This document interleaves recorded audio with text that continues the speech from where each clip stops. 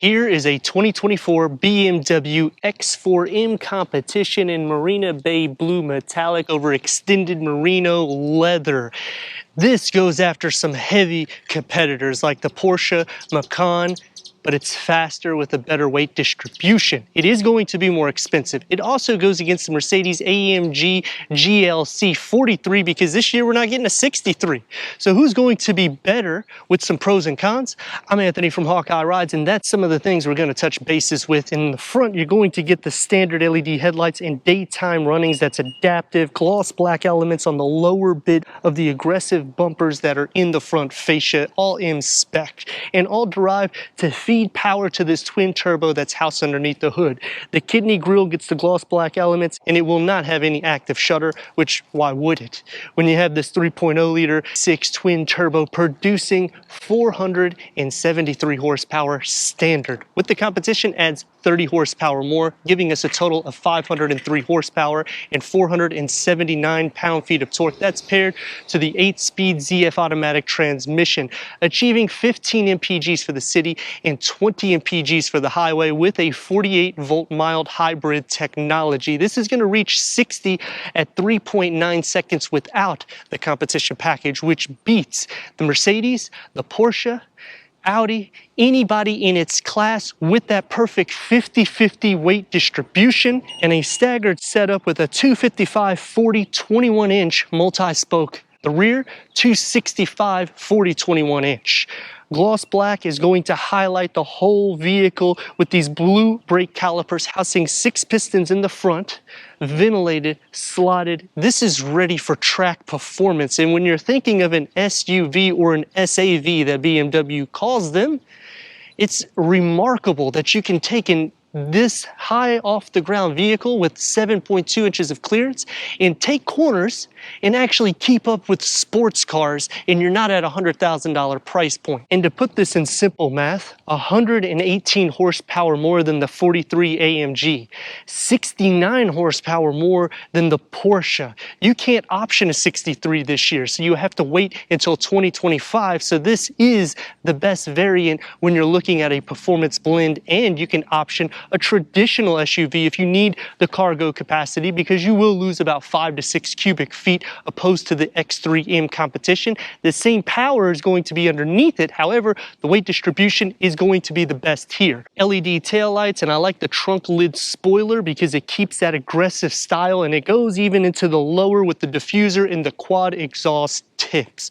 One of the most athletic X4s in the market. Front and rear parking sensors and a 360-degree reverse camera, which is pretty nice here because they have a car wash view.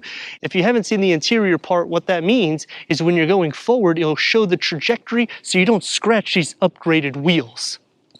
Kick to open, or you'll push the BMW badge to go inside electronically at a 18.5 cubic feet of storage with a storage nook. You get a 12-volt charger. Underneath the floor has a little bit of storage that opens up into a deeper storage pocket. Split fold the rear bench, if you're tall like me, in the back. This will increase the cargo to 50.8 cubic feet at a 60-40 split, and they do fold all the way down. 7.5 inches of clearance, so the trunk is going to set up. But we need to go inside, start it up, so you can hear that exhaust note.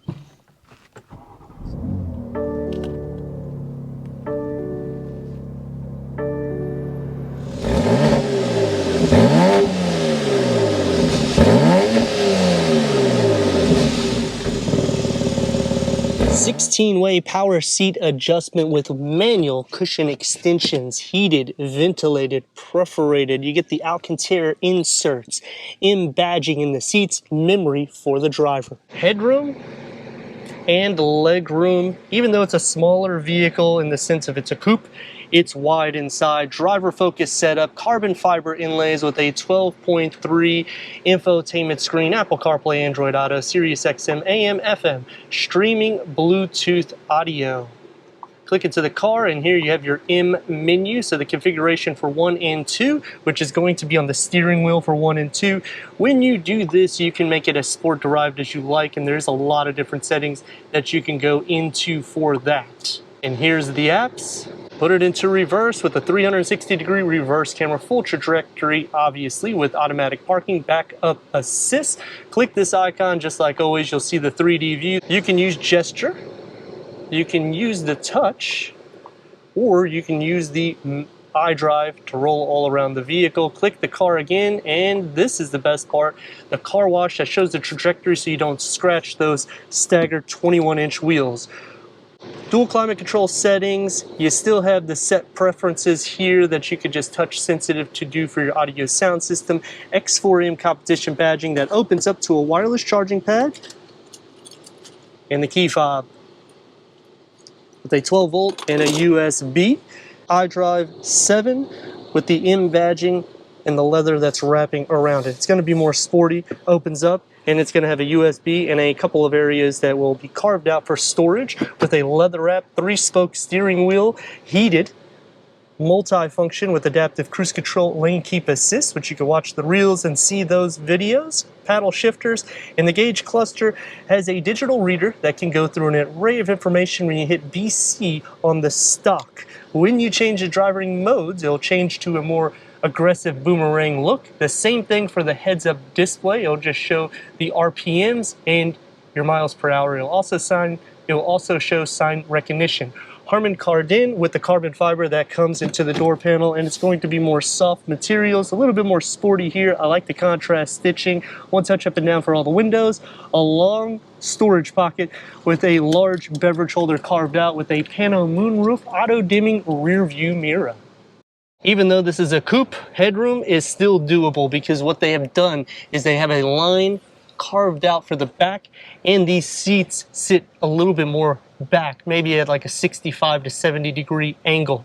Leg space, and this is with me sitting in the front, is good. I actually have some room. It's going to be harder materials behind the seats, third climate control, heated rear seats with 2 USBs and a storage tray with the air vents in the side. In the center you have the cup holders, but because of the armrest layout, I would just probably use the cup holders in the door panel. It's going to be more everyday up top. Carbon fiber comes into play with the X badging. It's going to be more sporty also where you rest your arms, and you have about 2 cup holders that are pretty big size for the rear. The floor isn't flat, so pick your feet up. The rails are pushed up enough. You'll still be sharing some feet space, butt and shoulder space, but as you're noticing, it is a wide interior. Head space is fine as long as you sit back, but you sit upwards in the center about 2 inches from the sides, so this would be more for a quick drive. One reason to option the competition is the 30 horsepower more, 503, 50-50 weight distribution, so you're gonna see some bending roads and some roundabouts, so that way you can actually see it. I'm not gonna go crazy because they did put tire shine, which even with all those dynamics, you'll slide off the road. Here we go.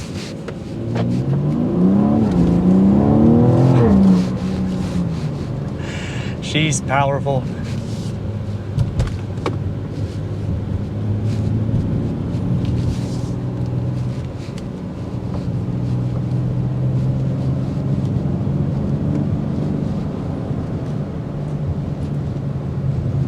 And you can see what I mean by speed. Whew, she does a good job with that. It's taking the roads with no problems, but we have to see that 0 to 60 under 4 seconds. There it is.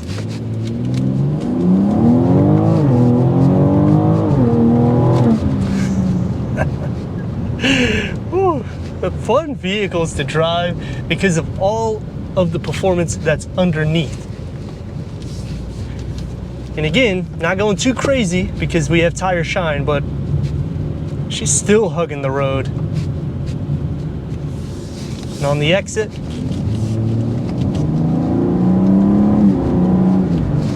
that ZF 8-speed automatic transmission is ready to rock and roll. Tests have proven that it is just as fast as a twin clutch automatic transmission, which shows what you're getting dynamically speaking. It's phenomenal. I mean, a fun everyday car, and you got the style too to back it because of the coupe design. Now, going back to the original question, is it better than the Porsche and the Benz? Well, Porsche, you're going to be saving about $7,000, give or take. That's featured up. That's what this car is. It's almost 100 grand. You're getting a lot of vehicle, so you do have to take that in perspective. But as for performance numbers and everything on paper and actually driving the two side by side, it's going to be a little bit faster, not where it's passing it by miles. You're still going to be seeing the hood next to you. It's just this will be a little bit more fun whenever you're taking the corners, in which that's where this is going to take off a little bit more further. When you're comparing it against the Benz, they don't have the 63, so it's almost like pointless to say it, because that thing doesn't have anything that can really compete with this. It's nearly 5 seconds 0 to 60, in which this is under 4 seconds, so you already know what that means. If you go up to a GLE 63, you're talking about 130 grand to get just a tenth or two quicker than this. That's insane. Why would you do that? You could buy almost a his and her, or just get an X4 regular for daily use.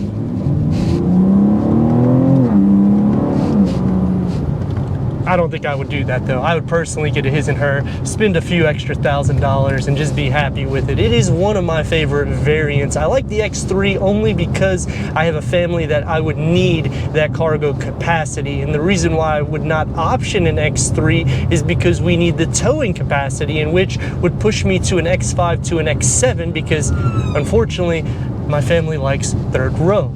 But when you're getting these smaller cars or SUVs, it feels like a car lifted up, and it is track to arrive. It's going to take me to some pros and cons. Starting with the pros, you heard quite a bit of them. I also like that they haven't fully reconfigured the dash, in which this still looks more unique. Yes, we're not getting the iDrive 8, but even when you get the iDrive 8, in some cases it may not update to the new iDrive software, so you have to be cautious which one you get. Some other pros about this is in the back seat, it still has a sufficient amount of headroom for tall people, and you really do have enough cargo capacity if you're looking to purchase this over the X3, which dynamically speaking, this is going to be better when you're taking the corners, but it's the same engine. It's not too much different in weight, so it's going to be very similar on the 0 to 60s and the top speed. Some cons about the vehicle: towing capacity, you're not buying this for towing, so we're gonna just disqualify that. The seats are going to be more aggressive, so for some people it will take a 500 to 1500 mile driving it, so that way you get used to the firmness, because this is one of the most sporty in class, especially with the suspension to it. You will feel a lot more of the imperfections in this, but it's also to be expected because of the performance underneath it. But the big con that I have is you have manual seat adjustments for this price, and it's a manual telescoping steering wheel for this price. Everything should be power, and I don't mind the non-leather, but when I'm at a near 100 grand, that's the big con for me. It needs to be full leather. We need a little bit more carbon fiber to be put inside, and maybe exit the gloss black elements, so that way we really stress the performance of what you're getting for that dollar amount. I like the auto hold. It does hold itself, unlike some of the rivals. Whenever you are sitting at a stoplight, you'll have some little hesitation. The 48 volt mild hybrid technology, it's okay for the auto start stop. It's not going to be as seamless as Mercedes-Benz or even Audi, but it works. And 503 reasons to get you to work or wherever you need quicker is why I would option the competition package, because at any given time you just push it,